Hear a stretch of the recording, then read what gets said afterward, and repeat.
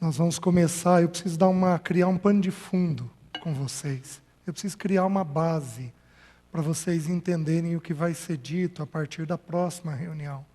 Nós temos que entender o nosso funcionamento corporal, o funcionamento do nosso cérebro, o que a Bíblia diz sobre a nossa alma, quem nós somos. E eu gostaria, dentro do possível, de tentar fazer isso hoje. Eu condensei o assunto. A última vez que eu partilhei esse tema, eu levei 11 reuniões, então foram quase o dobro. Então nós vamos fazer num tempo um pouco menor, fazer com objetividade. Se você tiver alguma pergunta, você anote ela aí.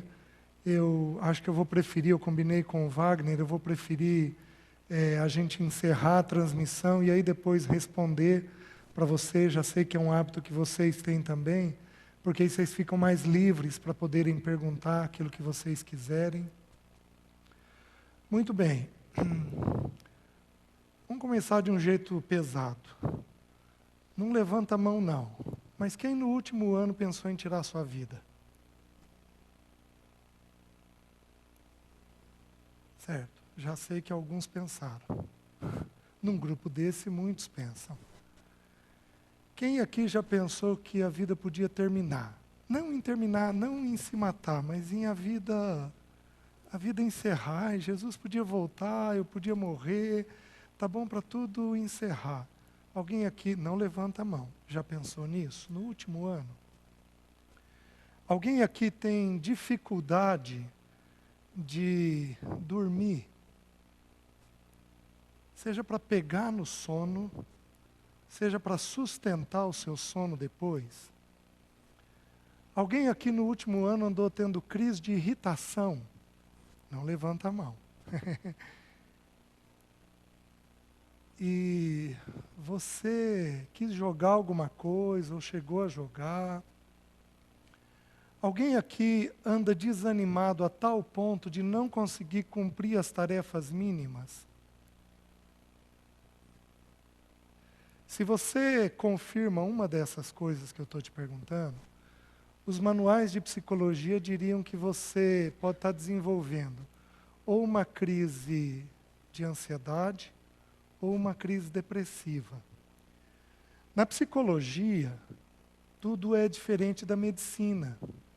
Porque na medicina você tem exames que você faz e você sabe dizer pelo exame o que está acontecendo com a pessoa.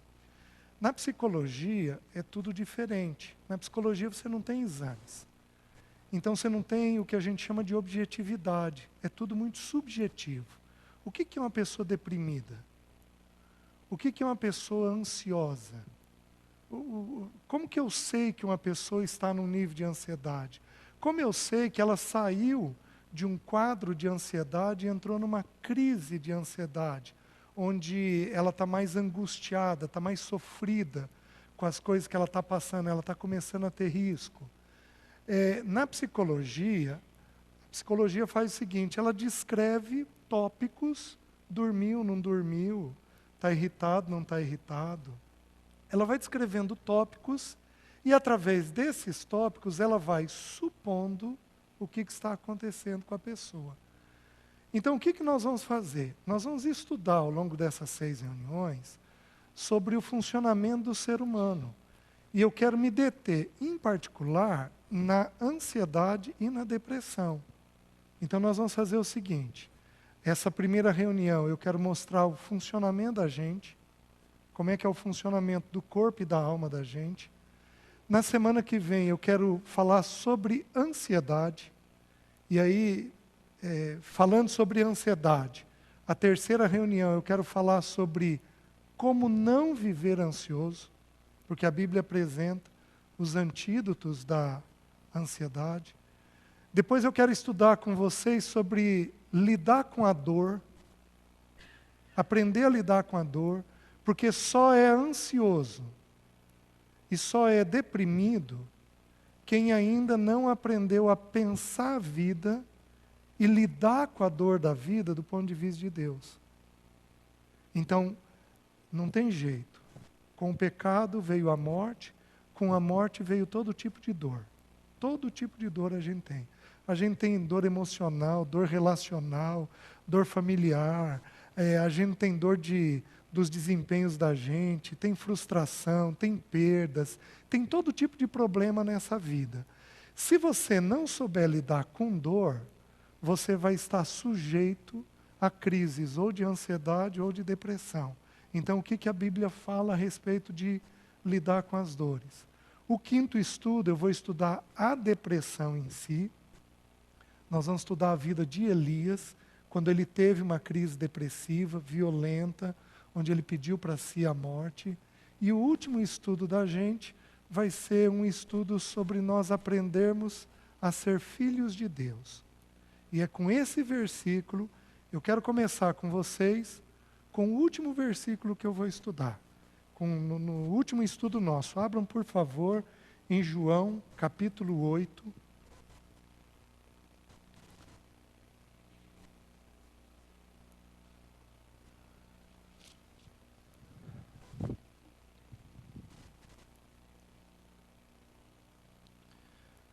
Versículo 32 diz assim: E conhecereis a verdade, e a verdade vos libertará. O que liberta, de acordo com as Escrituras? A verdade. A Bíblia apresenta a verdade sob dois ângulos. Cristo é a verdade. Porém, a verdade dele revela a verdade minha, de quem eu sou. Então, há dois ângulos na verdade, duas facetas na verdade. A verdade de quem Cristo é e a verdade de quem eu sou. Quando eu olho para ele, eu vejo quem eu sou. Porém, vejam o versículo 36. Olha o que diz. Se, pois, o Filho vos libertar, verdadeiramente sereis livres. Ele disse no início assim: e conhecereis a verdade vos libertará. Mas no 36, olha o que ele diz. Se, pois, o Filho. O Filho aí está escrito em letra maiúscula, porque se refere a Jesus. Se, pois, o Filho vos libertar, verdadeiramente sereis livres. Prestem atenção. O texto podia dizer, se, pois, Jesus vos libertar, verdadeiramente sereis livres. O Espírito podia ter dito, se, pois, o Cristo vos libertar, verdadeiramente sereis livres. O Espírito podia ter usado, se, pois, Jesus Cristo vos libertar, vocês vão verdadeiramente ser livres. Mas aprove o Espírito falar o quê? Se, pois, o Filho. Por quê? Porque nós só somos plenamente livres na realidade de filhos. Se você não aprender a ser filho de Deus, você sempre vai ser escravo de algum pensamento ou de alguma emoção. Só é plenamente livre quem vai aprendendo a ser filho de Deus. Vocês estão entendendo? Todos nós, no novo nascimento, a gente nasceu de novo e a gente então é livre. Mas a gente não é verdadeiramente livre.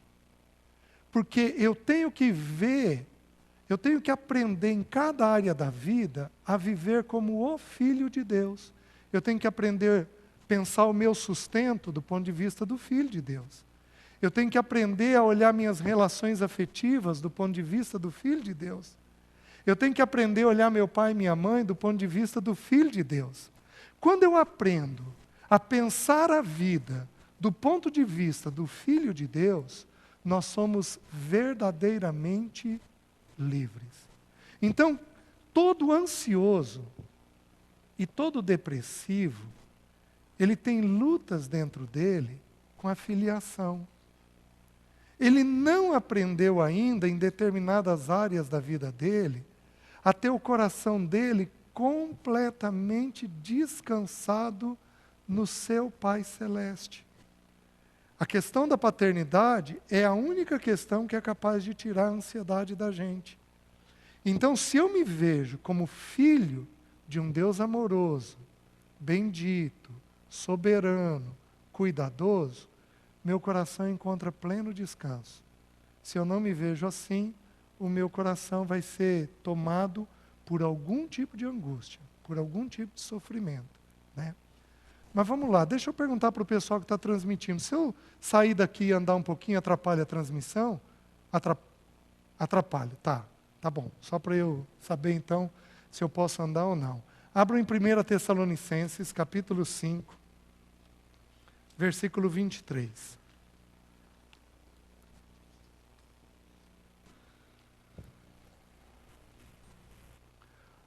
Nos manuais de psicologia, 1 Tessalonicenses 5, 23. Nos manuais de psicologia, nós temos uma distinção sobre os transtornos de ansiedade e os transtornos que eles chamam de humor, ou os transtornos depressivos. A pessoa está com humor baixo. Nas Escrituras, que as Escrituras são a nossa base. A ciência, quando ela é definitiva, quando ela já é exata, ela está de acordo com as Escrituras, e não o inverso. Então, a ciência vai estar de acordo com o que as Escrituras dizem. Nas Escrituras, Jesus tratou de uma única doença, se é que eu posso colocar assim. Qual a única doença que Jesus tratou? Ansiedade. Então, guardem isso. A depressão, ela deriva de um quadro ansioso. Então, todos nós que estamos aqui, temos uma tendência ansiosa. Todos que estamos aqui, temos uma tendência ansiosa.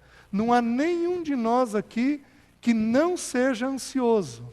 Nenhum de nós. Todos nós aqui o somos. Em graus variados, em manifestações diferentes, mas todos nós aqui somos ansiosos. Mas nem todos nós aqui temos uma tendência à depressão. Porque a depressão é uma das formas da ansiedade aparecer. Mas não é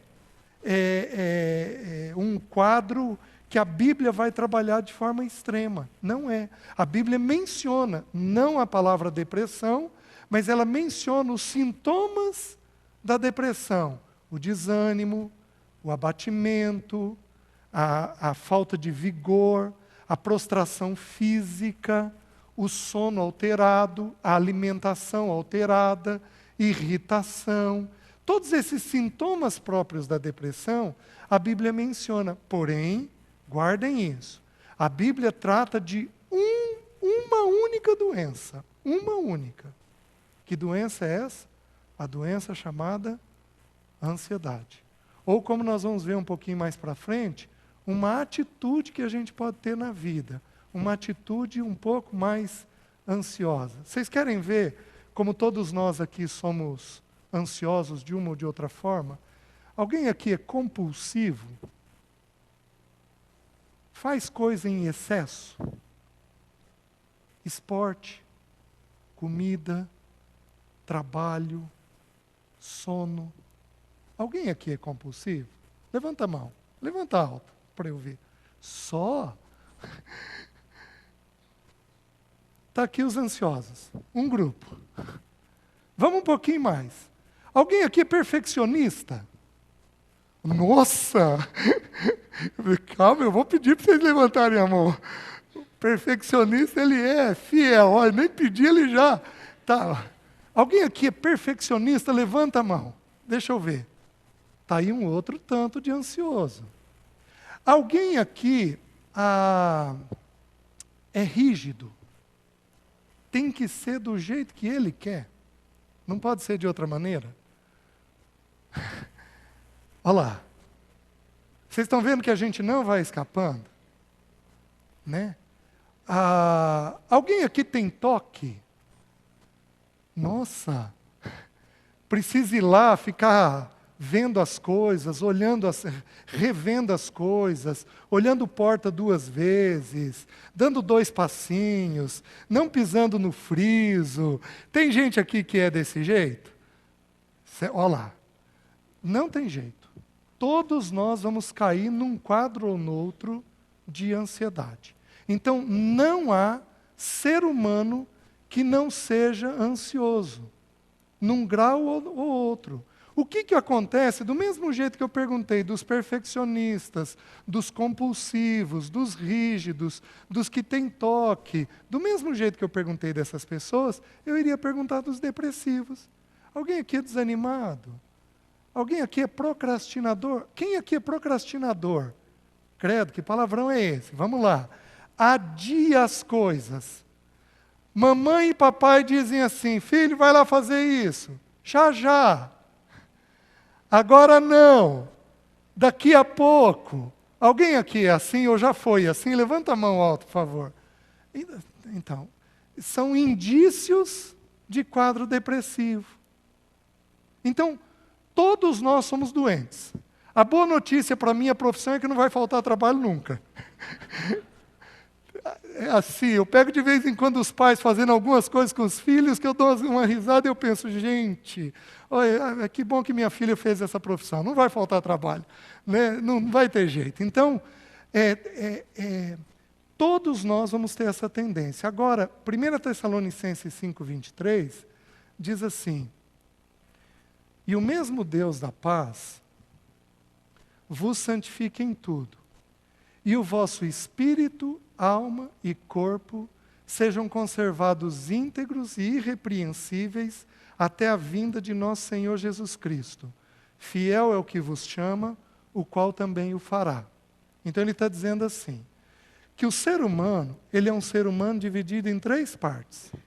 Ele tem um espírito, ele tem uma alma e ele tem um corpo. Tá? Os estudiosos, os teólogos, dizem que o homem ou tem 2 partes apenas. Por quê? Porque a palavra espírito e alma, elas se misturam ao longo das Escrituras. Às vezes está falando a palavra espírito, mas está se referindo a uma função que é da alma.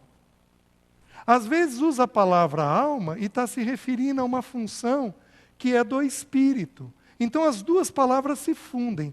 Para fins de estudo, nós vamos separar as 3 coisas. Eu, particularmente, entendo que são 3 partes inseparadas, apesar de que 2 são muito próximas. Então, eu e você temos 3 partes dentro de nós. A primeira, nós temos um espírito. Esse espírito é a parte que toca a Deus. É aquela parte que tem a ver com Deus, onde essa parte ela é imaterial, a gente não pega, a gente não consegue tocar ela é imaterial. Então, ela tem uma relação direta com Deus. Por exemplo, a gente sabe que o Espírito tem 2 funções, pelo menos essas 2 funções muito claras dentro dela. O Espírito tem consciência e o Espírito tem intuição. É muito comum as mulheres. Nós temos aqui uma ou outra mulher aí, que não é do grupo de jovens aí, as mulheres um pouquinho mais velhas, já tiveram aquela intuição sobre alguma coisa da vida familiar? Gente, estou com o meu coração apertado. O que é intuição? A intuição é uma ferramenta do Espírito.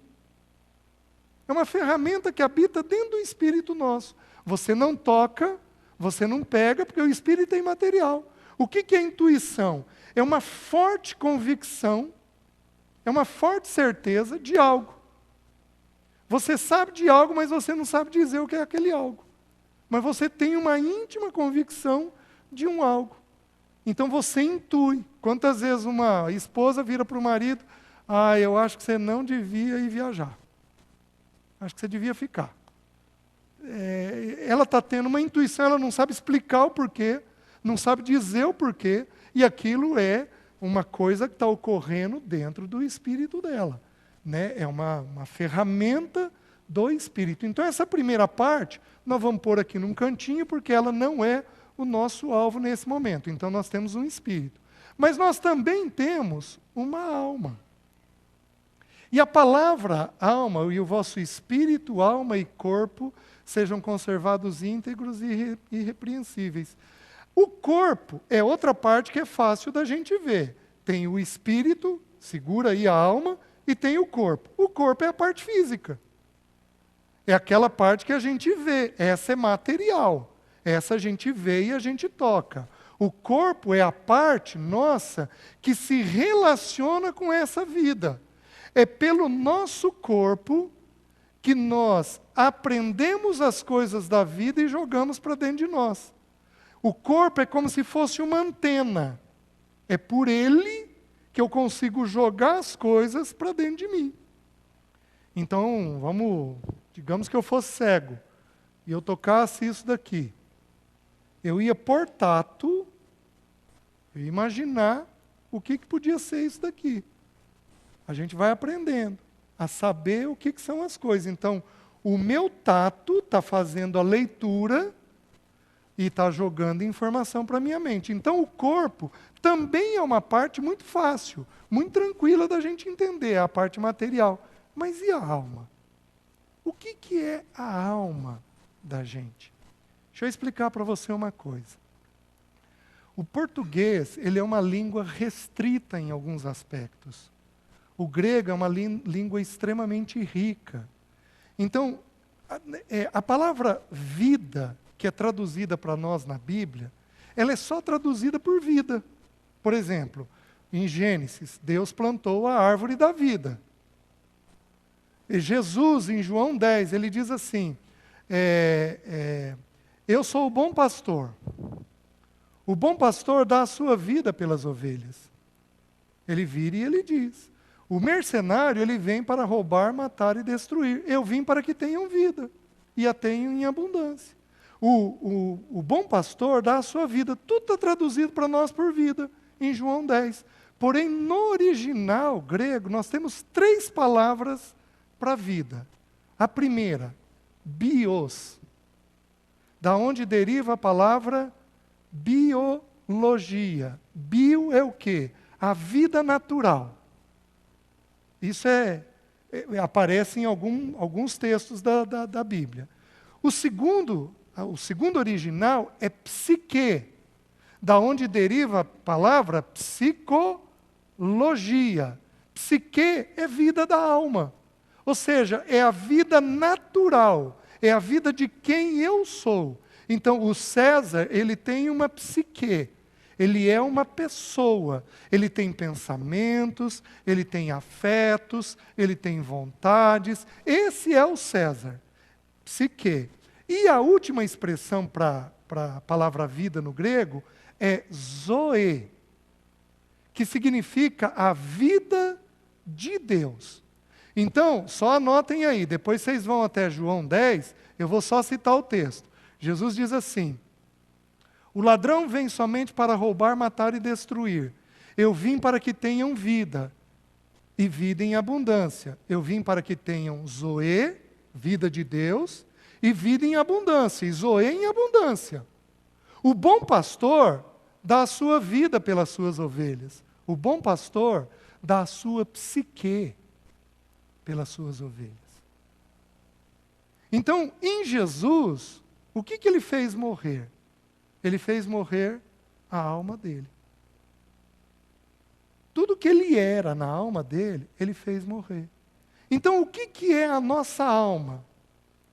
Presta atenção. Eu vou fazer um movimento para você, e eu quero que você decore ele. Nós vamos repetir ao longo das 6 reuniões. O que é a alma do César? É o que ele pensa, o que ele sente e o que ele decide. O que é a alma minha e sua? É o meu pensamento, é a minha emoção e é a minha vontade. Vai lá. Pensamento, emoção e vontade. Diz aí para o teu parceiro, quem está aí do teu lado.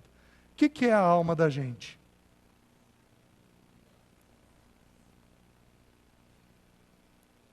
Você tem determinados pensamentos, você tem determinadas emoções e você tem determinadas vontades, certo?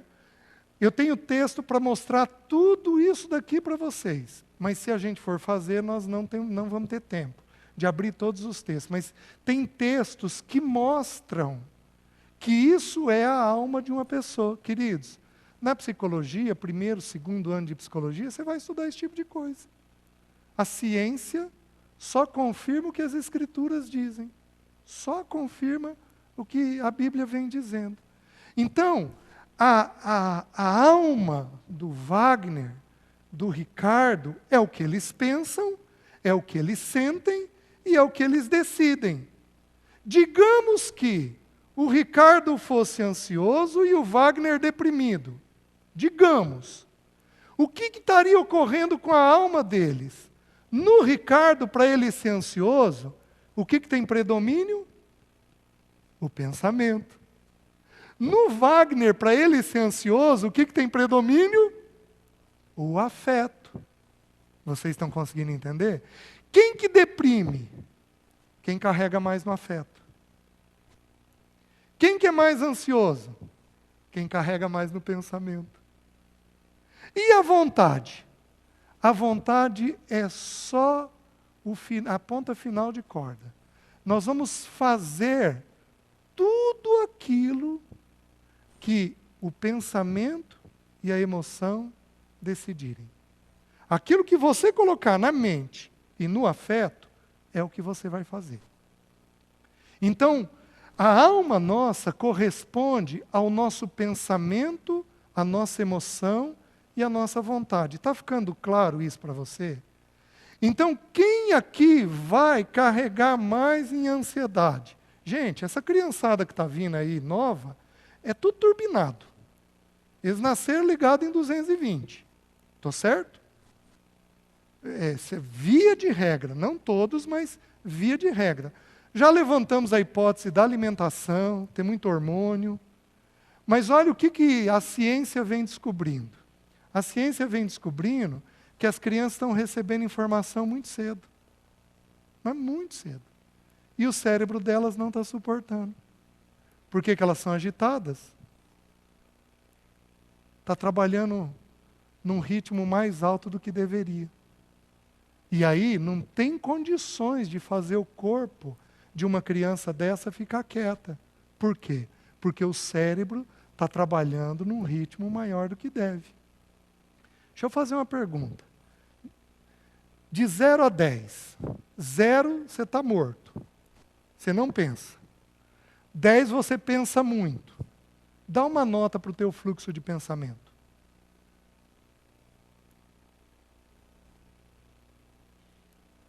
Deu? Fala para quem está do teu lado.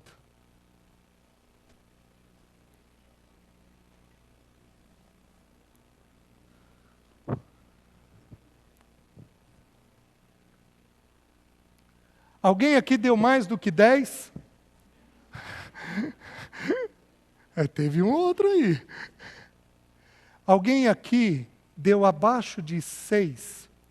Levanta a mão. Joia. Alguém aqui deu entre 6 e 8? Levanta a mão. Quem deu acima de 8? Levanta a mão. Ó. Quem não levantou a mão? Está no estado 0, alfa. Pelo menos aqui, né? Tá. Você está entendendo o que é a sua alma? Então, a alma sua vai funcionar da seguinte maneira.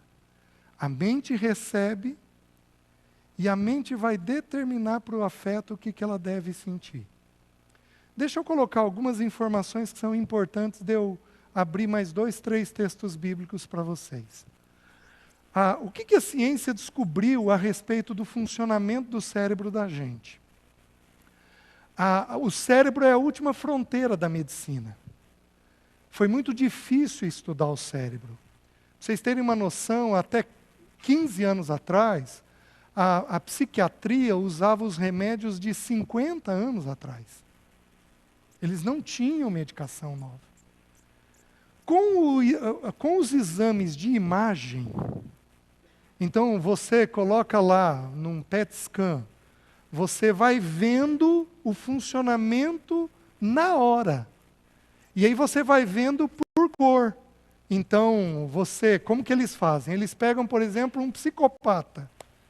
Eles tiram o peão do presídio, em geral a psicologia e a psiquiatria estudam casos extremos. Eles pegam um psicopata, colocam numa máquina dessa, e aí eles começam a projetar cenas. E aí a máquina vai vendo como é que o cérebro dele está funcionando. Qual é a região que está funcionando. que região está comunicando com qual região. Então eles põem uma cena de violência, eles põem uma cena tranquila, eles põem uma cena de família, e eles vão estudando como é que é o funcionamento do cérebro. Então, existem algumas coisas descobertas de alguns anos para cá. Deixa eu dar algumas sugestões. Por exemplo, sabe-se que a visão do homem é estreita, o cérebro dele funciona desse jeito.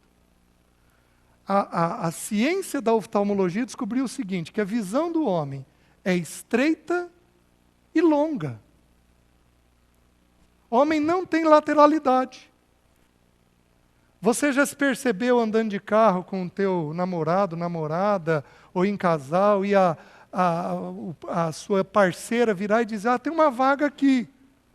Ela viu a vaga e você não viu. Por quê? Porque mulher tem lateralidade. Homem não tem.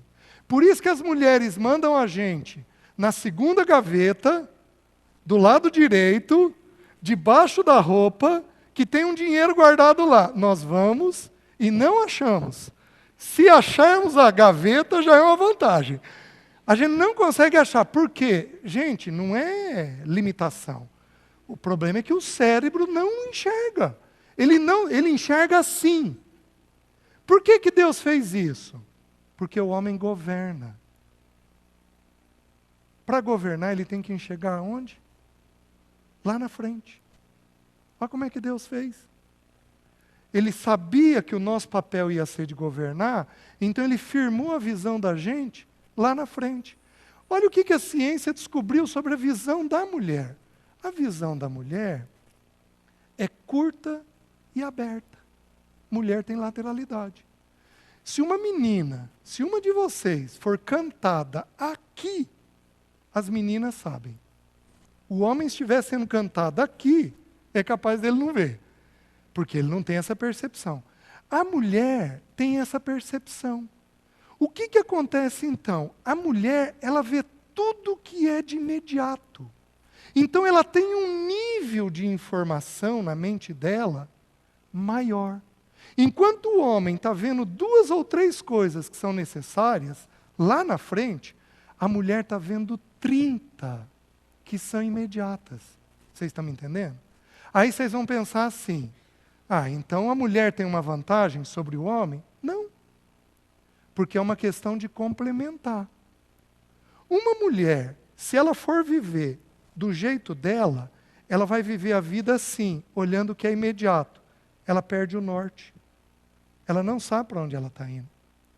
Porém, um homem, se for olhar só lá na frente, sem ver o que é imediato, ele pode tropeçar em coisa que é importante, significativa. E tem tropeção de meio fio que dá traumatismo craniano. Às vezes a gente, como homem, tropeça em coisa tão básica, tão boba, e dá um dano enorme na vida familiar. Então, por isso que lá em Gênesis, Deus complementou o homem com a mulher. Então nós dependemos um do outro. A mulher depende do homem para ela entender, lá é o ponto que a gente deve chegar. E o homem depende da mulher para estar informado sobre as coisas que estão ocorrendo aqui. Só que com essa informação que eu estou dando para vocês, pensem comigo. Quem vai ter a emoção mais tumultuada? A mulher. Por quê? Porque ela está enxergando um monte de coisa ao mesmo tempo. Digamos que eu estivesse falando para um grupo de casais. Eu ia dizer o seguinte, a mulher tem 30 informações e o homem tem 3. A gente vai, como que resolveria esse problema? Os dois vão conversar, vão olhar as 33 informações, o homem vai orar, vai virar para a mulher e vai dizer, querida, eu acho que essas 5 aqui não são necessárias. E ela ia encontrar descanso naquelas 5. As outras 25 que ela vê, ficariam em segundo plano, porque aquilo que é necessário para aquele momento já está colocado na mesa e o homem já vai fazer. É assim que deveria funcionar. Então, tenta entender o que vai acontecer com as meninas aqui. Elas vão ter uma emoção mais instável. Por quê? Porque elas têm uma visão de vida mais sobrecarregada. Vocês estão conseguindo entender? Só que vocês têm uma vantagem sobre nós. O que eu coloquei é uma vantagem nossa, nós temos menos informação. Então a gente agoniza menos. Porém, vocês têm uma outra vantagem que nós não temos. Vocês menstruam. Calma. Calma. Calma.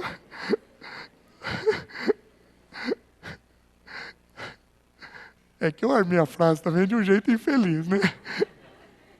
Vocês me desculpem. Vocês aprendem a lidar com dor mais cedo. E por lidar com dor mais cedo, vocês aguentam um pouco mais a pressão imediata. Vocês estão conseguindo entender? Porque senão vocês iam pirar se não soubessem lidar com dor. De tanta informação que vai tendo. Então, hoje é científico isso, a mulher, a menina amadurece, a menina. Eu não estou falando de adulto, não. Isso daqui depois regula essa diferença. Mas a menina amadurece cerca de 5 anos antes do homem. Se você pegar uma menina de 12 anos, ela está falando de namorar. Se você pegar um menino de 12 anos, ele está falando de jogar a burquinha. De brincar de alguma coisa. A cabeça dele está em outro lugar. Por que que ela pensa assim? Por causa da dor física que ela tem que lidar. Por causa da visão imediata que ela vai tendo. Então ela vai lidando com mais informações.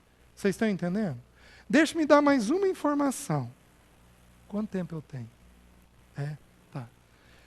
Deixa eu dar mais uma informação para vocês. Olha o que se descobriu sobre o cérebro agora, tem cerca aí de 4, 5 anos, não mais do que isso. Talvez um pouco menos do que isso. Nós temos cerca de 100 bilhões de neurônios no cérebro. Com mais 85 bilhões de células de suporte. Então nós temos perto de 200 bilhões de células que no cérebro vai fazer a conexão da informação. Então como que funciona? Um neurônio se liga no outro. E ele faz o que a gente chama de uma sinapse. Então eles se ligam, formam um cordãozinho. Forma um cordão. Esse cordão abre 5 frentes. E cada frente forma mais um cordão. Cada frente dessa que abriu, abre mais 3, 4, 5 frentes. E vai formando mais um cordão. De tal forma que a informação, o pensamento, passa por esse cordão. O que você pensa está passando num fiozinho aí dentro de você. De tal forma que vocês sabem quanto tem de fio num cérebro humano? Cerca de 64 mil quilômetros. Num cérebro. Por isso que a gente é tão diferente. Porque o caminho em um faz aqui, aí pegou a segunda via, pega a primeira, pega a quinta, volta para a primeira. A informação gira e anda de um jeito que a gente não é capaz de imaginar.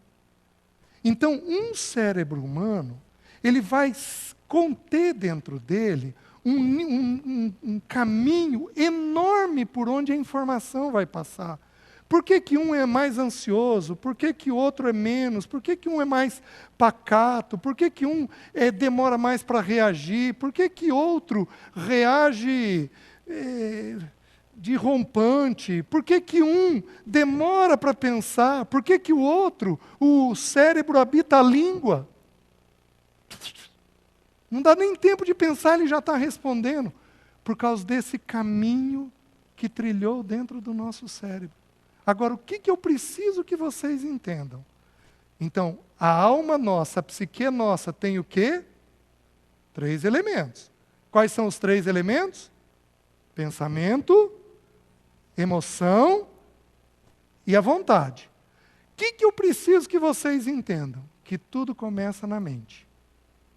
É um ensino claríssimo das Escrituras. Tudo começa na mente. Esse negócio do cérebro é tão forte, é tão forte, é tão forte, é decepcionante para algumas mães aqui com criança pequena.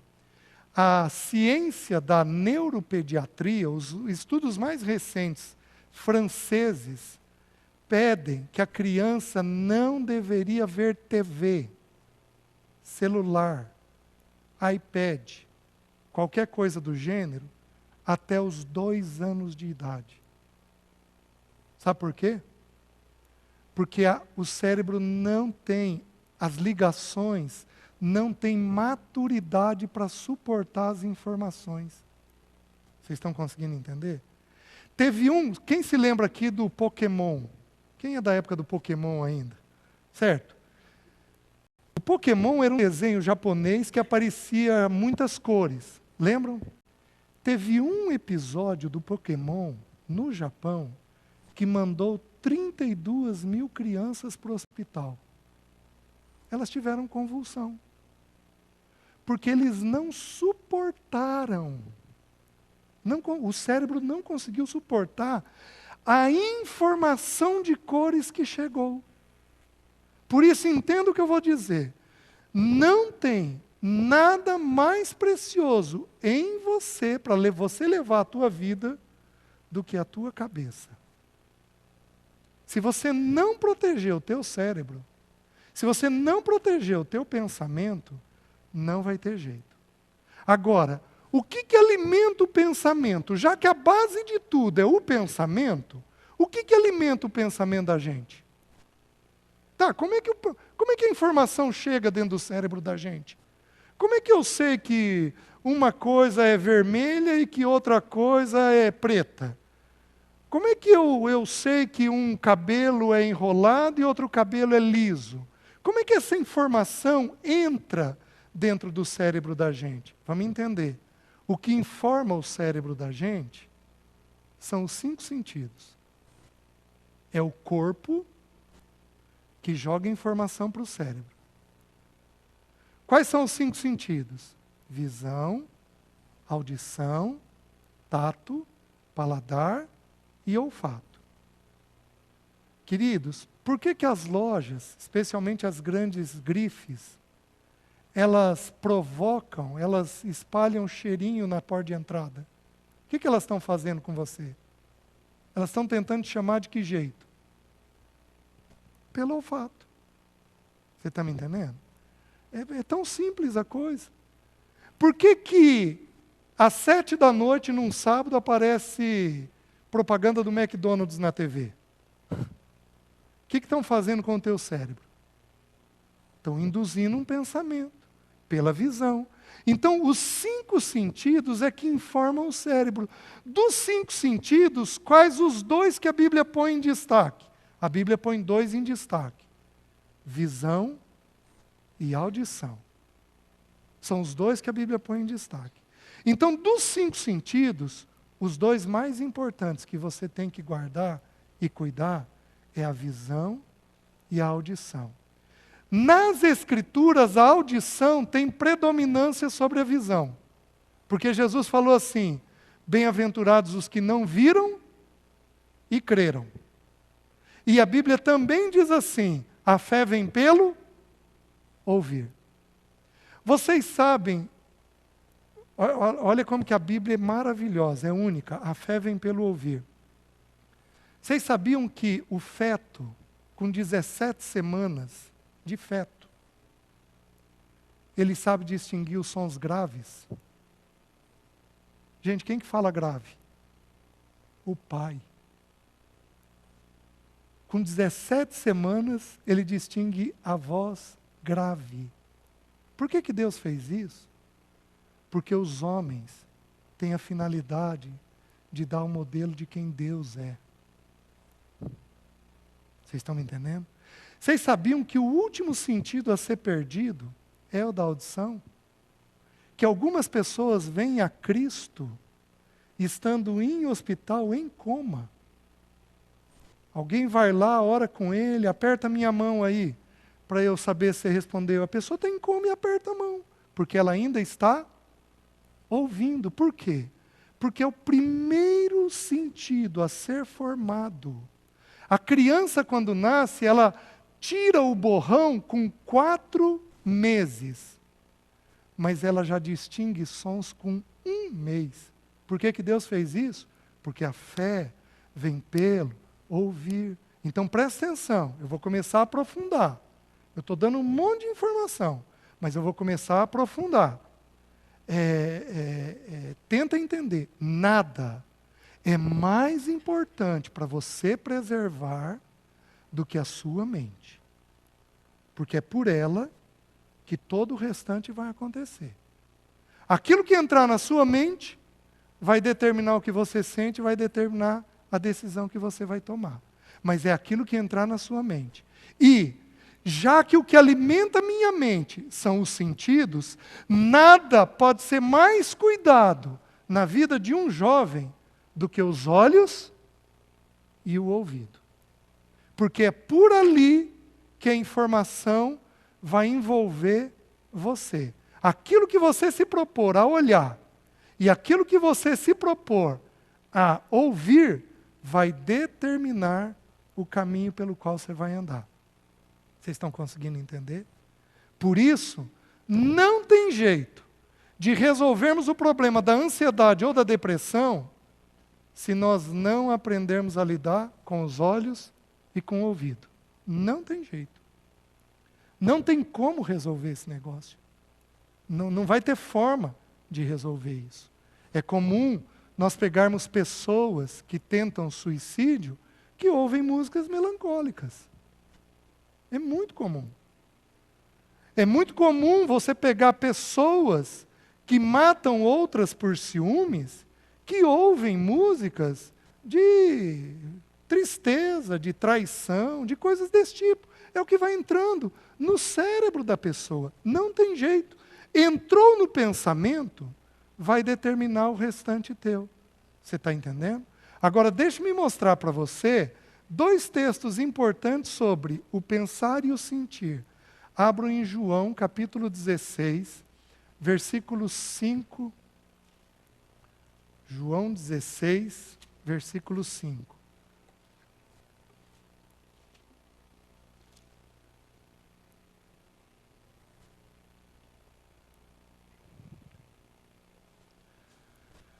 Jesus vai falar sobre a morte dele. Jesus vai falar sobre a morte dele. Quais os 3 elementos da alma? E vontade.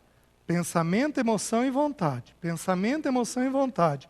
Jesus vai falar com os 12 apóstolos sobre a morte. Qual é a informação que ele está levando para a mente deles? Qual é o pensamento? Morte. Aí ele diz assim, no versículo 5, mas agora vou para junto daquele que me enviou, e nenhum de vós me pergunta para onde vais? Pelo contrário, porque vos tenho dito isto, a tristeza encheu o vosso coração. A Bíblia está nos dando um princípio. Eu já vou mostrar em outros textos. Um princípio. O que eu penso vai determinar o que eu sinto. O pensamento determina a emoção. Quem aqui, essa semana, teve tristeza? Levanta a mão. Levanta mais alto, isso, deixa eu ver. Segura um pouquinho a tua mão levantada. Se você for olhar, você teve algum pensamento de perda. Pode abaixar. Você teve algum pensamento de morte. Eu estou trocando morte por perda. Jesus falou sobre a morte dele. E quando você tem que se deparar com a morte, qual é o sentimento natural? Tristeza. Por que vos tenho dito isto? A tristeza encheu o vosso coração. Ou seja, todas as emoções que você tem derivam de onde? De onde você pensa. Daquilo que você está pensando. Então, tudo que você tem carregado na tua emoção, vamos lá, algumas emoções. Ansiedade é uma emoção? Pode ser, vamos colocar como sendo. Angústia é uma emoção? Angústia é aquela emoção de você colocado num canto, digamos que aqui tivesse uma parede, você num canto espremido, você não tem para onde ir. É o sentimento da angústia, é o sentimento que levou Jesus a suar sangue. Esse é um dos sentimentos que tem que ser cuidado, porque esse pode inclusive trazer pensamento de morte. Ele é desesperador, esse pensamento de angústia, esse sentimento de angústia. Então, ansiedade, angústia, tristeza, irritação, medo. Quem teve medo essa semana? Levanta a mão, alto, por favor. Certo. Por que tiveram medo? Porque de alguma forma tiveram um pensamento da solidão. Tudo deriva de algum pensamento. Jesus, ele ficou angustiado no Getsemane. Por quê? Porque ele ia ter uma separação do Pai. Então, toda emoção sua, qualquer emoção que você me trouxer, nós vamos achar um pensamento próprio para aquela emoção. E aí, o que acontece? Em geral, você vai procurar ajuda quando você está sobrecarregado na emoção. O problema é que você está sobrecarregado na emoção porque você descuidou do quê? Do pensamento. Teve algum pensamento que andou entrando dentro de você e você simplesmente não percebeu. Está fazendo sentido o que eu estou dizendo para os irmãos? Então, as emoções nossas, elas sempre vão derivar do pensamento. No mesmo capítulo 16, dá uma olhadinha no versículo 22. Olha o que ele diz lá. Jesus diz assim: então outra vez vocês vão me ver, e o vosso coração se alegrará. Alegria é o quê? Uma emoção. Por que eles iam ter alegria? Porque a mente deles estava informada do quê? Da presença do Senhor. O pensamento deles é de que o Senhor agora estava com eles. Então o coração deles foi tomado de alegria. Então o que vocês precisam entender? Vocês precisam entender que o pensamento que você tiver vai determinar a sua emoção. Se a sua emoção começar a ficar sobrecarregada, é porque o seu pensamento está sobrecarregado. É porque você está descuidando do seu pensamento. Né? Tem aqui alguém que não dorme bem? Levanta a mão. Alguém que tem problema para dormir? Levanta a mão alto. Levanta, isso. Cheio de coragem, certo? Esses precisam de um cuidado maior. Porque essa é uma outra informação que a ciência trouxe. A ciência descobriu o seguinte, que o neurônio nosso, ele é renovado no sono. Por isso que você acorda de manhã e você tem uma capacidade de aprendizado de manhã maior do que ao longo do dia. Mesmo aqueles que vão dizer aqui que são noturnos, não é, mesmo aqueles que produzem muito à noite, isso não é uma verdade. Se você aprender a dormir mais cedo e acordar cedo, você vai ver que você é muito mais produtivo ainda de manhã. E por quê? Porque o neurônio nosso, ele é renovado. Então é como se ele ficasse novo de manhã. E a capacidade dele de absorção, de transmitir a informação, de levar a informação, fosse renovada, está aumentada.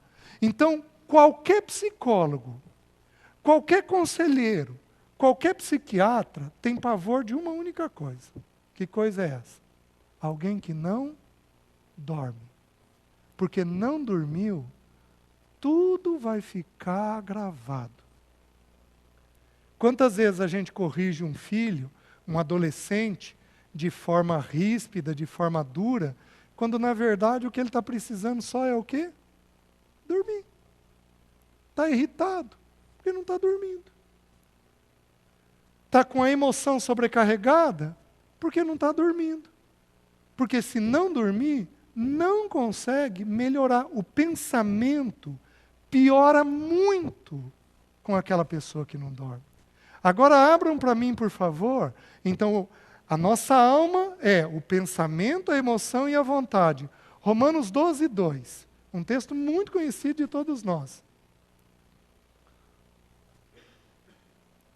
Esse versículo, ele consegue resumir nele a nossa alma. Porque lá diz assim: e não vos conformeis com este século, mas transformai-vos pela renovação da vossa mente, ó, o primeiro ponto, para que experimenteis qual seja a boa, agradável, ó, a emoção, e perfeita vontade de Deus. Vocês estão me entendendo? Então você decide o que fazer na vida baseado no que você pensa e no que você sente. Aqueles que são mais sensíveis vão decidir carregando um pouco mais na emoção. Aqueles que são mais objetivos ou racionais vão decidir baseados no pensamento. Mas o fato é o seguinte: decidimos baseado no pensamento e na emoção. São essas duas coisas que fazem com que a gente decida. Por isso, queridos, que vocês, na juventude de vocês, deveriam a todo custo aprender as disciplinas da vida. Não apenas as espirituais, mas as disciplinas da vida. Porque quanto mais organizado, disciplinado você for, mais a tua mente e o teu afeto vão ficando em ordem. E eu não estou falando do perfeccionismo, não. Daquela coisa rígida, tensa, difícil, complicada. Eu não estou falando disso, não. Eu estou falando de você aprender a proteger a sua mente.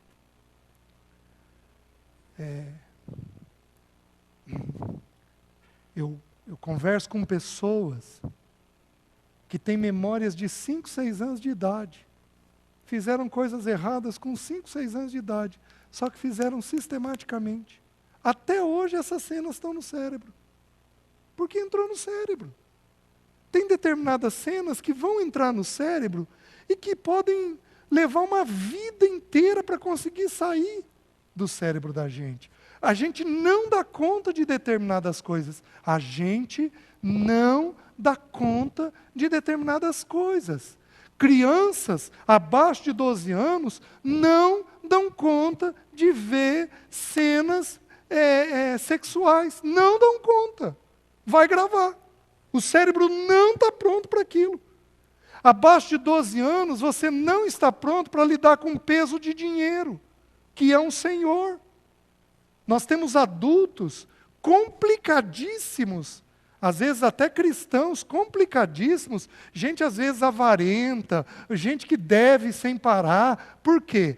Porque às vezes pode ter acontecido de, na infância, ter jogado tanta informação de dinheiro, que desregula. Não sabe mais tarde lidar com isso. 12 anos é uma idade de visão nas Escrituras. Porque Jesus, com 12 anos, começou a tomar decisões. Com 12 anos, não antes disso, com 12 anos, vocês têm que começar a tomar decisões. E vocês vão estar liberados com que idade? Aos 30. Ô César, quer dizer que aos 30 eu estou pronto para tomar decisões sozinhos? É. Porque aos 30 você já tem experiência de vida. Jesus é atemporal e acultural. A pessoa do Senhor a gente aplica em todas as gerações, em todas as culturas. Jesus tomou a primeira decisão dele com 12 anos. E ele saiu da casa dos pais, sendo submisso aos pais, com que idade? 30. Quer dizer que até os 30 anos eu tenho que perguntar para o meu pai ou para a minha mãe? Perguntar aquilo que você não entende. Vou te dar um exemplo. Eu casei com 22. Eu casei e deixei meu pai e minha mãe. Deixei. Tomei minhas decisões. Mas aos 27 eu comprei um terreno. Vendi o carrinho que meu pai tinha me dado de presente de casamento. Comprei um terreno, liguei para meu pai feliz da vida. Pai, troquei o carro num terreno. Primeira pergunta do meu pai. Filho, a caída do terreno é para frente ou é para trás? Eu perguntei, por quê? Porque tem que drenar água. Se é para frente, quem que drena a água? A prefeitura.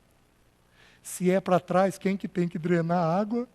Você, senão vai para o teu vizinho. E eu não sabia. Só que se eu soubesse esse princípio que eu estou ensinando para vocês hoje, eu tinha passado a mão no telefone ligado para meu pai. Ô pai, eu vou comprar um terreno, o senhor tem alguma sugestão aí? Ô filho, ó, cuida com isso daqui.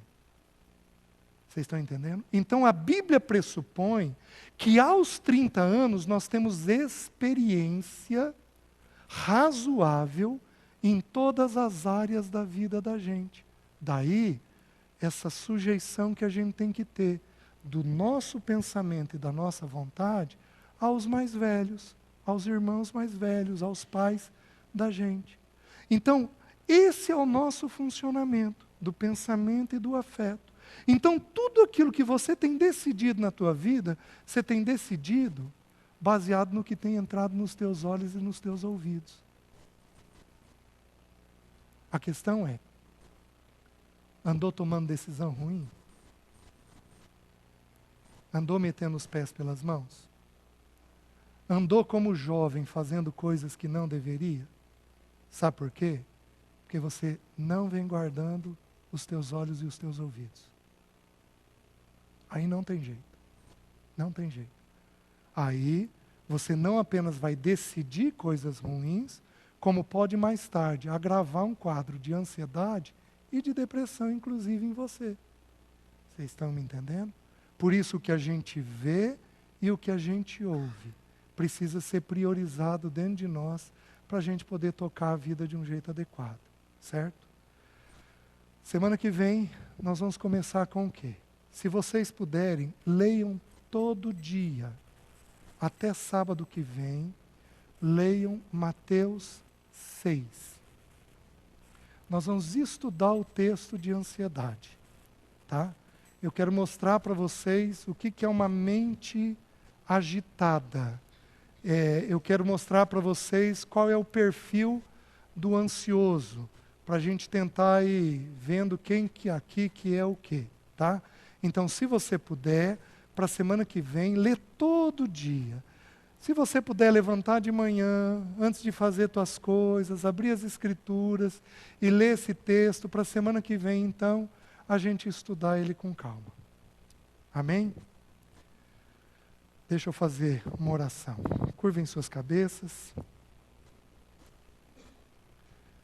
Jesus, muito obrigado, porque o Senhor tem sido por nós e o Senhor tem nos ajudado. Senhor, visita esses jovens. Senhor, limpa o coração deles, limpa a mente deles. Senhor, se levanta de tal maneira que eles aprendam a proteger os olhos e os ouvidos deles. Espírito Santo de Deus, faz isso com eles. Levanta no meio desses jovens uma geração saudável, madura, que se resguarda, que se cuida. Levanta no meio deles uma geração assim. Pai, forma no coração deles as disciplinas que são necessárias e abençoa para que eles caminhem contigo ao longo dessa semana. Cuida deles, nós pedimos, para que o teu nome seja glorificado. Nós oramos em nome de Jesus. Amém.